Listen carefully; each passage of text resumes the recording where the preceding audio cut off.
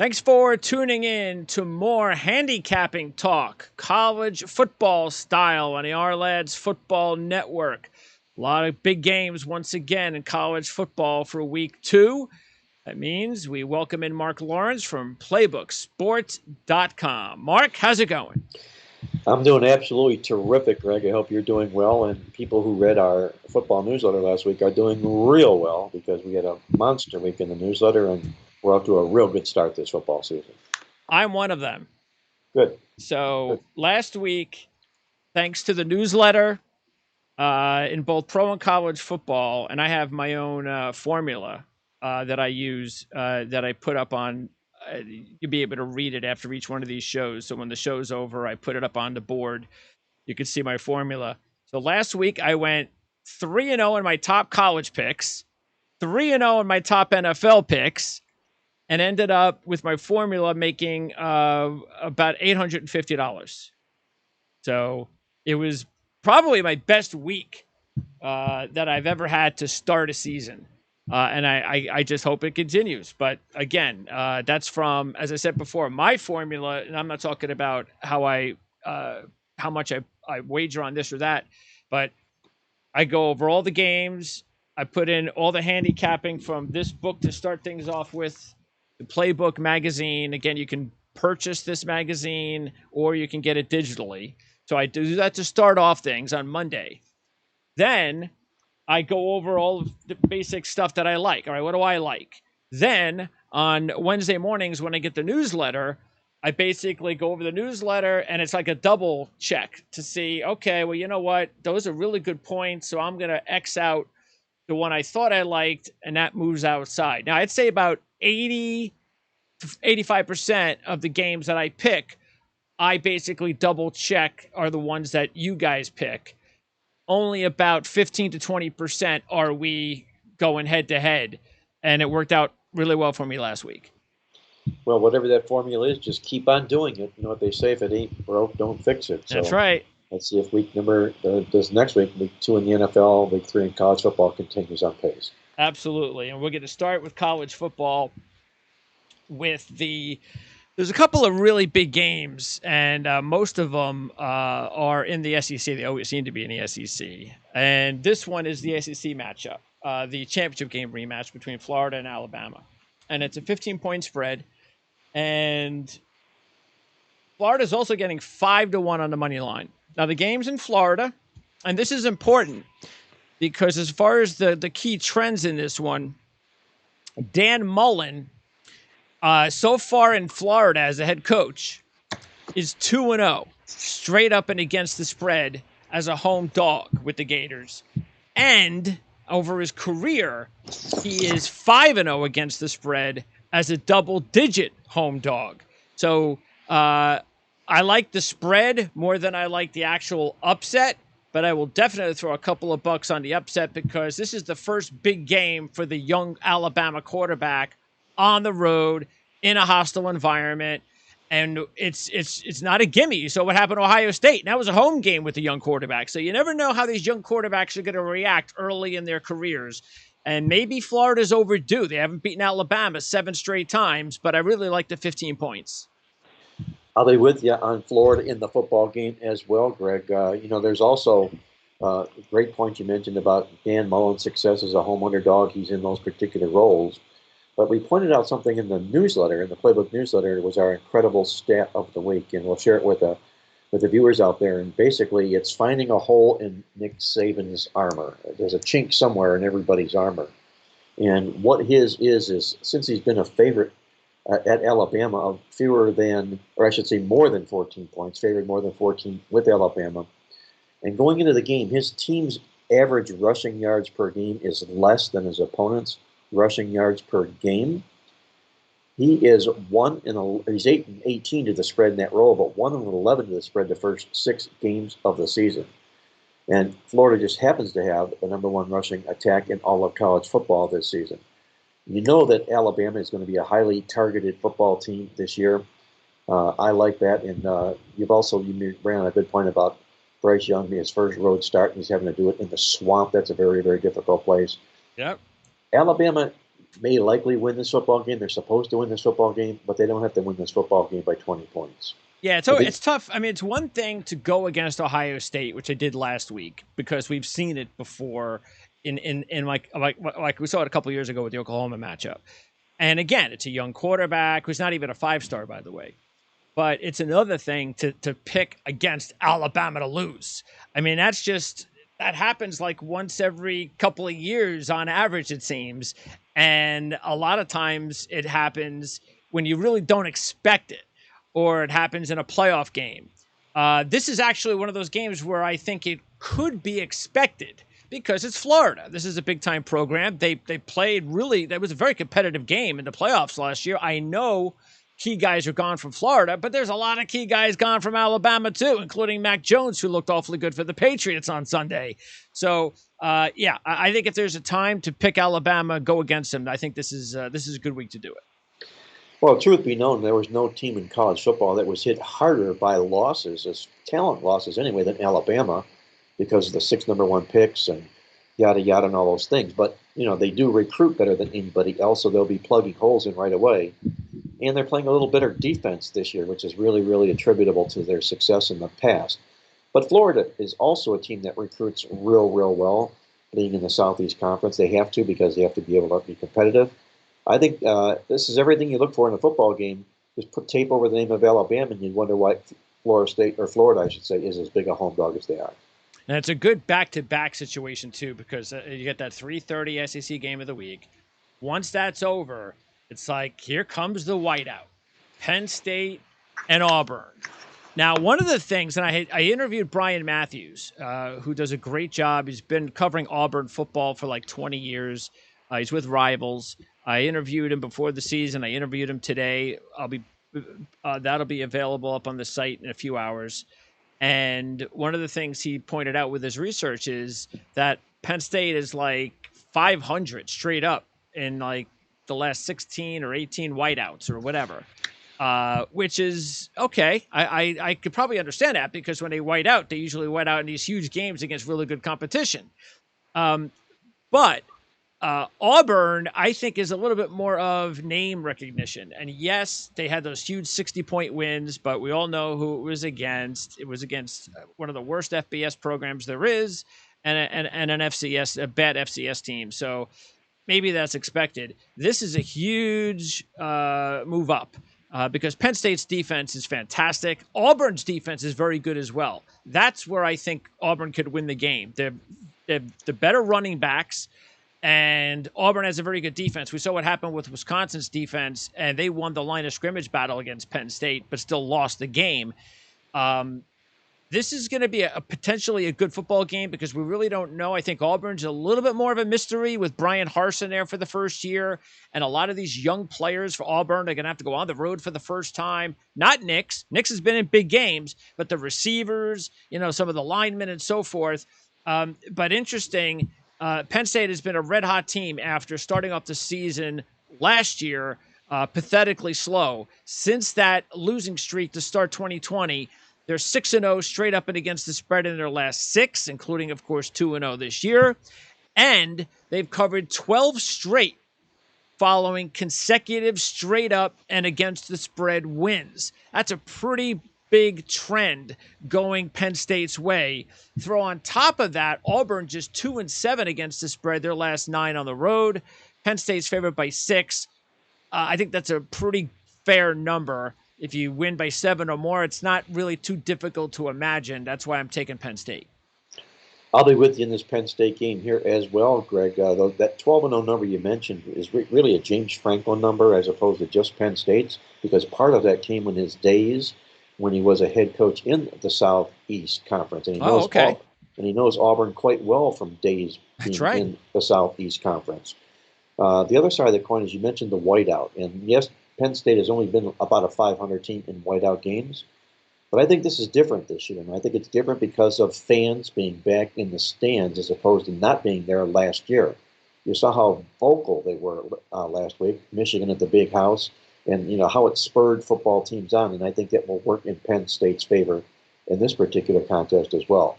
The other side of the coin is Brian Harsin. I'm not a big fan of his, When he took over that Boise program, they went backwards rather than forward. And he had his problems on the road, did Brian Houston, especially against quality teams, which is exactly what he's going to run up against here in this football game. I think in front of all the crazied out, white out fans in this at Happy Valley here, I think they're going to leave happy as well. I'll lay the points with Penn State. Yeah, and one of those teams is a team that Boise State will be playing this week, and that's Oklahoma State. I remember that game a few years ago, and it was so much, it was how for real is Boise State? They got beat up.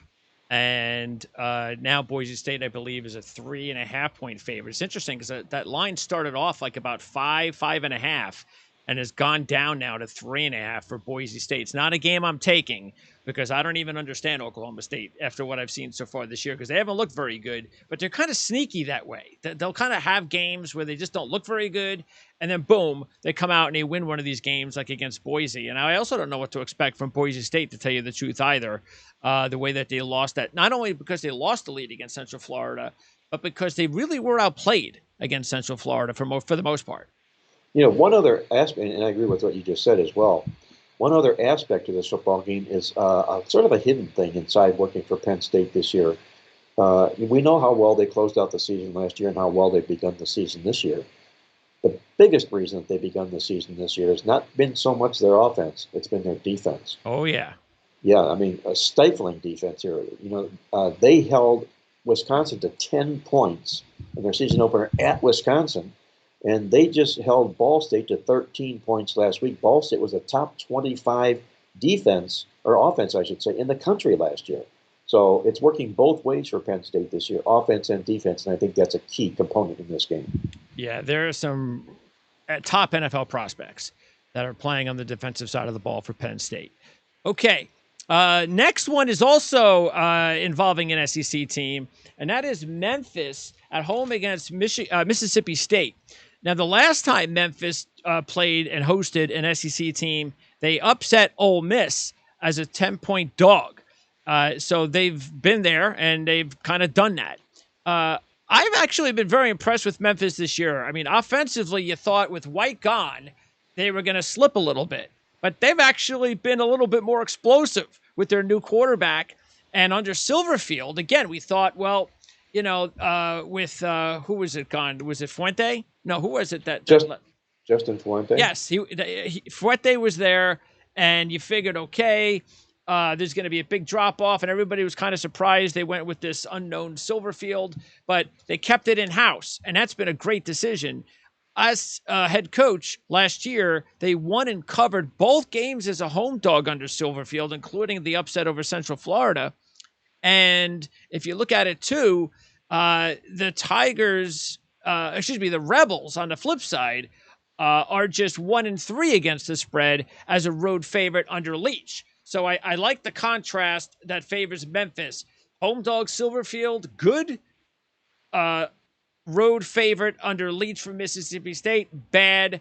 Memphis is getting 3. I'm going to go ahead and take the Tigers. I'm with you on the Tigers in this football game. This is a game where you can call it a step-up game if you will, but they stepped up against Mississippi and knocked them off here, as you mentioned. And you've also got, and that was, by the way, it wasn't Justin Fuente, it was Mike Norvell. Oh, there you go. Yes, the Florida State coach. Right, yes. Who went on to Florida State. But nonetheless, Silverfield's doing a really nice job with this team. They put up 1,274 yards of offense in their first 2 football games this year. Mississippi State, you never know what you're getting from the mad professor in this game, like from Mike Leach. His football teams can completely disappear, or they can come out of nowhere and throw up 700 yards against you. They only put up 21 points, if you will, going back in a contest, and 342.2 yards 2 years ago in 2020. So that offense disappeared in 2020. We don't know what we're going to get from this football team this year just yet. What I like about this Memphis team here is also this puts them on the map. They're knocking on the door, trying to get conference affiliated, whether it's the Big 12 or whatever conference wants to pick them up, because they're a nice location. They're a football crazed town. That's true. And a win like this really, really puts a big notch on their belt. And I think you're going to find, like I say, this crazed home crowd in this football game here. And one other small note, when we do game write-ups and we do best bets in the newsletter, which has happened to be, We will close it out with things that we call the clincher, and these are good stat facts that support the football team. Memphis is in a role where college football home underdogs in game 3 of the season, who opened up scoring 40 or more points in back-to-back games, are 13-2 against the spread. That's the role they're in here. I like them plus the points in the upset in this game as well. And another pretty big trend that goes their way. They have covered 9 straight at home when they've taken on an opponent that is coming off a straight up against the spread win, which is exactly what Mississippi State is coming off of. Correct. Okay, now it's time for us to talk a little bit of Big Ten ACC football, and that means Michigan State and Miami. And last week, I talked. Matter of fact, Appalachian State was my 5-star pick last week, and they sure as heck came through. They did a really good job holding Miami to field goals. That was really the game. If Miami had scored, even just maybe one more touchdown, things would have been a little bit more off there. But App State, I think, proved that they belonged on the field. But Miami also played gutsy football. They didn't fold. Sometimes, especially young teams, and this is what Miami is. They've lost some key players, but De'Aaron King is the X factor, and he's the one that I was afraid of last week. But App State was held on to cover. He's the one I'm going to be afraid of again this week when I take Michigan State and once again go against Miami. Michigan State 7-2 against the spread in their last 9 as non-conference road dogs of less than 14, while Miami is just 1-6 against the spread in their last 7, in their second of back-to-back home games. I talked last week about how Miami, and you mentioned this, of course, in the guide, how they're a very fragile favorite team, that they've lost more games as a straight-up favorite than any team over the last few years, and they almost did it again last week. Big Ten versus ACC. Big Ten's a better conference. It's a 7-point spread, 6-point spread, somewhere in there. I think it's going to be another close game. Sure, Miami could probably pull it out again, but I think we might see the same type of result. Miami definitely has a habit of playing down to the level of opposition, especially under Manny Diaz, who I still insist is a better defensive coordinator than he is a head coach. I don't know if he's got the complete grasp of being a head coach, especially with the athletes that he's now recruiting, which are really, really strong recruiting classes. But they've gotten off to this slow start. And in fact, on our website at playbooksports.com, we run a poll. And our new poll that we put up there today is basically asking which of these college football teams have been the most disappointing to start the football season. And there's a list of 6 or 7 of them. Miami of Florida is on that list. Because so much was expected from this team, and they have not impressed here to start the season. On the other side, the flip side, Michigan State has been one of the more impressive teams to start the football season. They were a mission team this year because they had a losing season last year after having been a bowler 3 years in a row, which means they'll come hard and play, and they have. They've done just that. However, now they're coming into this football game. I think there's a lot of value here to Miami of Florida because of what's happened. The 2 wins by Michigan State and Miami's dull efforts, if you will, to start the football season. A little bit of concern for Michigan State because they do have Nebraska, their Big Ten home opener, on deck, and they have a big revenge affair against Nebraska in a game like this. I have a small lean to Miami in the football game only because of the value of the situation in the game. 2 teams going in opposite directions. I think they come back to the norm, to the middle in this game. So small lean to me to Miami of Florida. Okay, now the couple of upsets, complete upset, outright wins that I'm looking at this week, and one of them is Central Michigan against LSU.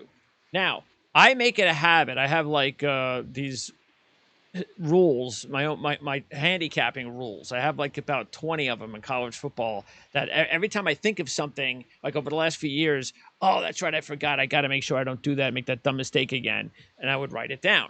So I have about 20 now historically that I always look at. And one is in college football, I will always take at least one team that is a 17-point dog to win the game outright because it happens every week in college football. And now it's not easy to pick the right one, but this is one of those games that I'm going to target as that 20-point dog, 7.25 on the money line against LSU. Even talking to Brian today, Brian Matthews, he was talking about, I asked him what he thought about the SEC so far this year. And he talked about the positives, and then he talked about the negatives. And the first negative he talked about was LSU. Because I don't know what's going on down there. It's just a mess. And I was already leaning towards Central Michigan. And once he said that, I was like, oh, all right. Well, I kind of feel a little bit better now about taking Central Michigan.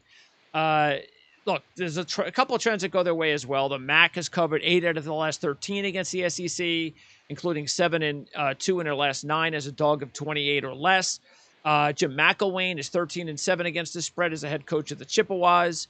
And I just think this might be one of those games where it's sort of like the Clay Helton game, where you kind of feel Ed Orgeron might be getting fired this year if things don't go well, but maybe he gets fired in season if something really goes wrong. And I could see Central Michigan hanging in there. I really can. Well, this is a big ballsy call on your part to call them in an upset in the pit against LSU, but I can understand completely where you're coming from. LSU is one of those teams that should be on the most disappointing list this year. And they're sloppy here again because their defense is sloppy, and that's probably coaching more than anything else. And Yes. I know the people upstairs at LSU know and realize that, and that's why Ogeron is oftentimes whispered to be on the hot seat more often than he isn't. An edge you have here, I think, for Central Michigan in this game, 2 of them. Number one, they've come back. They're a very, very deeply experienced team with a ton of returning talent. They're not going to be intimidated by anybody because of all that talent playing together. The second thing is Jim McElwain, who you also mentioned here, was also a head coach at Florida. And he's done really well, he did in his days at Florida, against the SEC. 14-10-2 the number, 4-1 when he was taking 13 or more points. I'm going to be taking the points in this football game. I don't know if I'm going to go so far as you to pull that surprise, but I can completely get where you're coming from.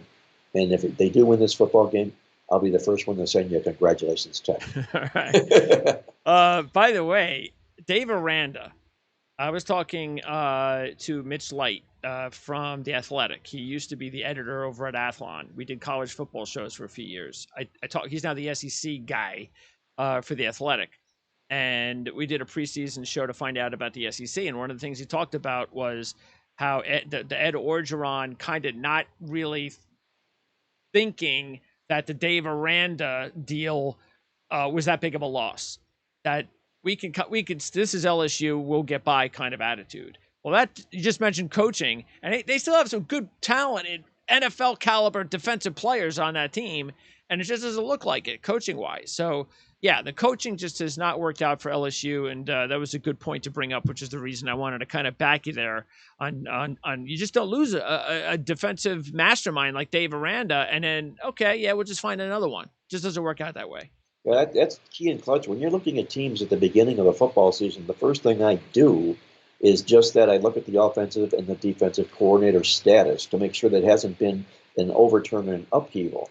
Now, usually when coaches get fired or they move on to bigger and better things like Lance Leopold at Buffalo onto Kansas, they take the defensive and offensive coordinators and a bunch of their assistants with them. So, those teams end up getting gutted that way. But I'm looking at the teams that weren't gutted and didn't move on because of a coaching change, where there has been an offensive and defensive coordinator change. I think that's more important, it's more relevant, and especially when they had success and their new hire comes in, I think it's a difficult transition period for those teams, and we're seeing it with LSU this year. Now, there were a couple other games that I was thinking about taking with that 17 or higher. One of them was Arkansas State against Washington, because I don't understand what's going on at Washington. We kind of talked about that last week, and it's getting worse.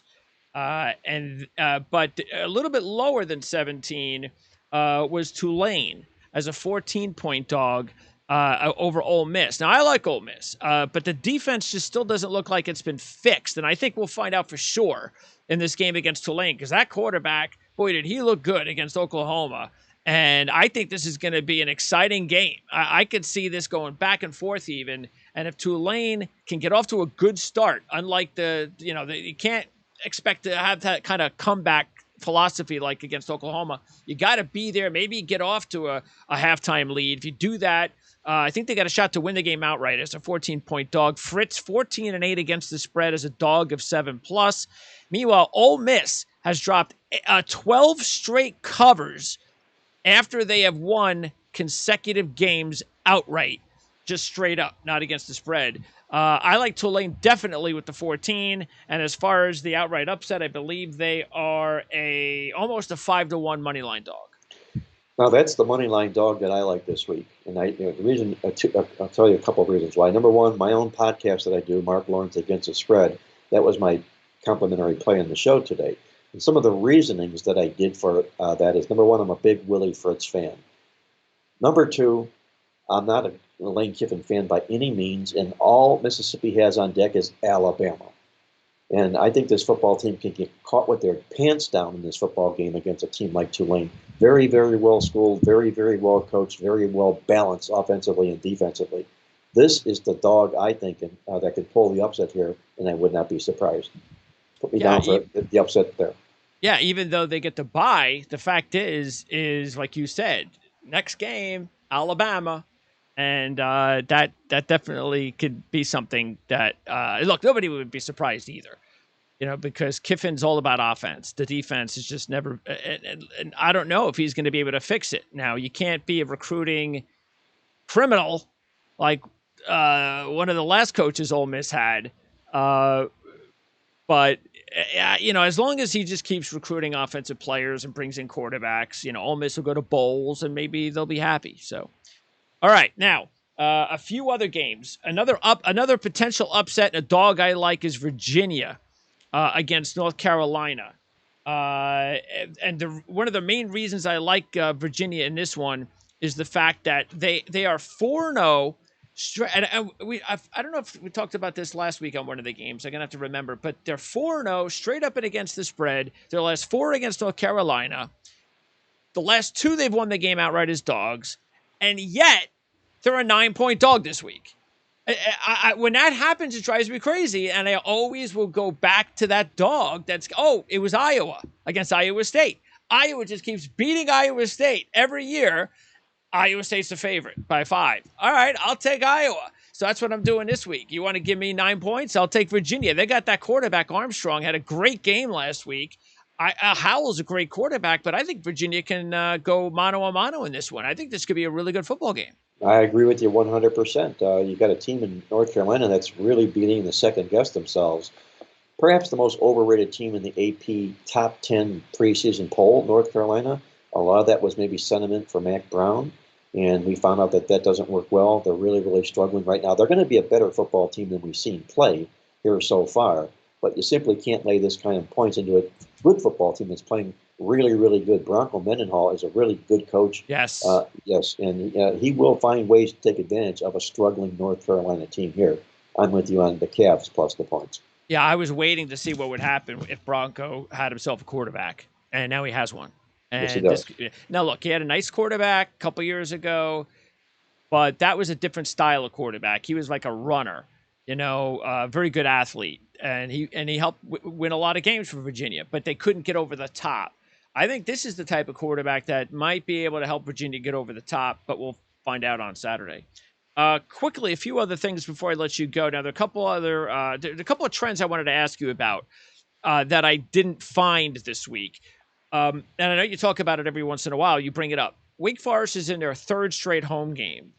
Isn't that an issue sometimes when a team is in their 3rd straight home game? It's almost like they've been home for too long, and maybe they get complacent. Is that something that comes back to haunt teams? 3rd straight home game, 4th straight home game. They haven't been away in a month, that kind of thing. Well, I ran this through the database, and simply on the blind, teams 3 in a row at home, there's been a ton of them, obviously, and they're 968 wins and 1,002 point spread losses. So there's really nothing there on the surface. But when you drill down and look at when they're 3 in a row at home in a conference game, they really, really struggle. They're only 51 and 65 to the spread, which is the role Wake Forest will be in this particular week. And who are they going to catch this week? A team that is really red-faced, flat-out embarrassed, and hasn't been favored against very, very many times here. I think this is an overreaction to Florida State's loss to Jacksonville State last week, and I'm going to look for a big effort by Florida State this week. I think they're going to expose Wake Forest here, and they'll come hard with everything they got. I'll take the points with the Seminoles in this game. And by the way, this is another one of those situations I just talked about. Florida State has beaten Wake Forest 4 out of the last 5 matchups. and Wake Forest is the team that is a 5.5 point favorite. The other thing, Helton got fired. Do you notice any trends at all? Or like, because the USC Washington State game, I kind of threw out because I'm like, I don't know what to expect. I just don't know what USC is going to do without Clay Helton. Is that a positive? Is it a negative? Sometimes I can kind of feel like it's a positive or negative. I don't know about this particular situation. So I wanted to ask you if there were any specific trends when a team in season loses their head coach. Well, that's a tricky question, Greg, and it's tricky because of the reasons that the coach was fired. Was he well liked by the players, or was he despised by the Exactly. players? Okay, if he Yeah. was well liked, okay, uh, they're probably not going to play well. Okay, they're gonna sulk just as the coach did on his way leaving. If he was despised, the players will step up and play a good game with him no longer being that elephant in the room. So it's hard to put it into the database because the database can't ask or answer those questions. The same thing holds true in the National Football League with interim coaches. Interim coaches in the National Football League are almost always there because the teams are playing poorly. And so too are they in college football when they're fired in season. And up until the game Southern Cal lost inexplicably last week, Southern Cal was not playing that bad, that poorly, and they have a ton of talent to Southern Cal. In fact, I picked them to win the Pac-12 conference this year, and I repeatedly said, if Clay Helton doesn't get in the way. Well, Clay Helton is no longer there to get in the way for the Trojans, and I'm going to look for Southern Cal personally to be a good, strong football team moving forward here, and I still think they'll be playing in the Pac-12 championship game. And you know what I was actually surprised about, and maybe I'll be completely wrong, but I'll Ryan Abraham does a really good job talking about Pac-12 football. Hopefully, I'll be able to get him on at some point to find out, especially because he covers the Trojans. And one of the things I want to ask him is don't you think it's more of a philosophy? To me, I thought the number one reason that's been holding USC back is their offense, their philosophy. The Graham Harrell, we're going to throw the ball all day long. Why? You're USC. You've got tons of better athletes. You have better offensive linemen. You have better defenders. You can recruit. Why would you? To me, that type of offense should be for teams like, I don't know, mid-level Big 12 teams, like where Graham Harrell comes from, not USC. Yet Harrell's still there. I don't know. Maybe I'm wrong, but I don't really see their offense improving very much as a well-balanced machine until they find a new coaching staff and a new offensive coordinator. Well, that's a big part of the problem was Harrell being there. He was not the offensive coordinator that fit this program, as you mentioned here. And there was no need to have to do something like that because they're better than the other teams athletically Yeah. because of the type of player they recruit and the success they have in recruiting. So whoever hired him made the wrong mistake, and that was probably obviously Clay Helton. He could have done a better job that way, and it ended up being exposed, and he's right now on the unemployment line. But don't feel too sorry for Clay Helton because he's going to be hauling down about $25 million. Yeah, no. I'm And not feeling sorry for any of those I won't be guys. losing sleep for that. No, not at all. No. All right, Mark. And again, we've been displaying that on the ticker throughout the whole show. I'm going to post it before and after every show. And don't forget, at the end of these shows, I'm always going to post up all of the picks that I make and the trends, the key trends that I use that I'm taking from the newsletter or from the guide. And also the bonus. Call 1-800-321-7777. You can see the number right there on the screen.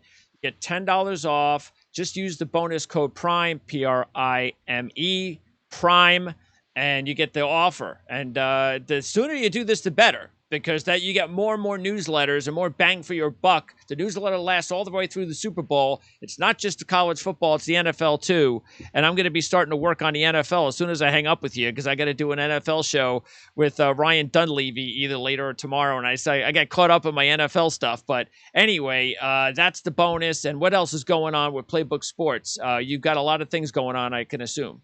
Yeah, we are. We had that monster weekend last weekend. Our executive phone service went a perfect 6-0 last weekend. It was that kind of a week, and we hope we can do just the same this week. We've got another $79 weekend in store, and it'll include my NFL Underdog Play of the Month. So a good time to take advantage. Log on to playbooksports.com. Mention the word Prime, and you can get $10 off either on the Weekend of Winners or on the newsletter. Either or, take your choice at 1-800-321-7777. Thanks, Mark. Hey, Greg, have a great week. Thank you then.